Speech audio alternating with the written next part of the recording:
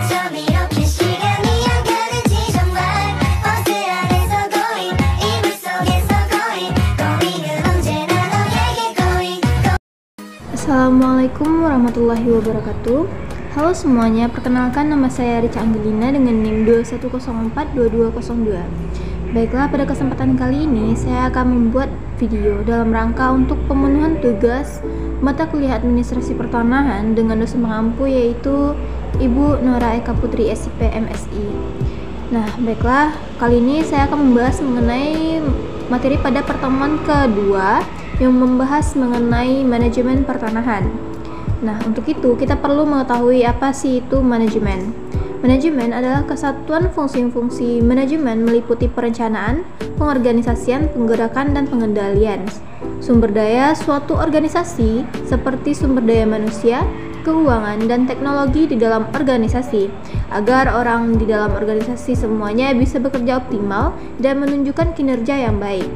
Administrasi pertanahan yang disusun oleh Nandang Alamsyah D didefinisikan oleh Rusmadi Murad adalah suatu kebijaksanaan yang digariskan oleh pemerintah di dalam mengatur hubungan hukum antara tanah dengan orang yang mana ditetapkan oleh Undang-Undang Dasar 1945 dan dijabarkan dalam Undang-Undang Nomor 5 Tahun 1960 yang dikenal dengan Undang-Undang Pokok Agraria.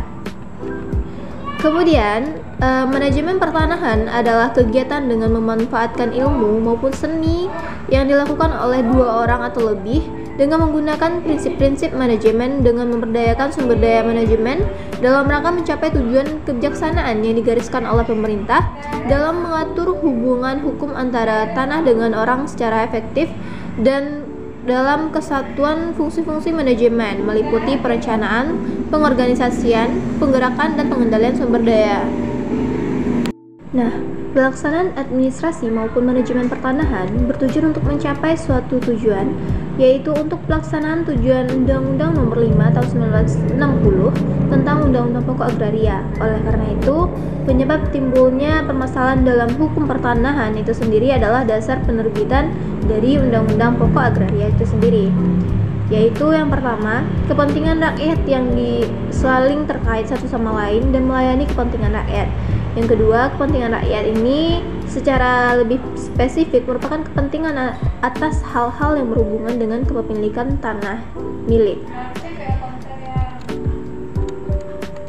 Kemudian, kita juga mengetahui bahwa perbaikan fungsi dan tugas pertanahan dalam melaksanakan penatagunaan tanah, penataan penguasaan tanah, pengurus hak atas tanah, pengukuran dan pendaftaran tanah terus-menerus dilakukan dengan upaya manajemen pertanahan melalui peraturan pemerintah maupun peraturan Menteri Agraria, mulai dengan Peraturan Pemerintah Nomor 24 Tahun 1997 tentang pendaftaran tanah yang mengatur 5 azas pelaksanaan pendaftaran tanah. Azas tersebut merupakan turunan dari Undang-Undang Pokok Agraria yang pada pasal 19 telah menggariskan kegiatan pengukuran dan pendaftaran tanah yang terdiri atas pengumpulan dan pengelolaan data fisik, pengumpulan dan pengelolaan data yuridis, serta pembukuan haknya, penerbitan sertifikat, penyajian dan data fisik dan data yuridis. Kemudian juga terdapat penyimpanan daftar umum dan dokumen. Nah, kemudian dapat saya simpulkan bahwasanya penyebab timbulnya permasalahan dalam manajemen pertanahan selain dikarenakan aktivitas manajemen dan administrasi yang memiliki tujuan dan dalam pencapaian tujuan tersebut terdapat permasalahan yang harus diselesaikan untuk mencapai tujuan itu.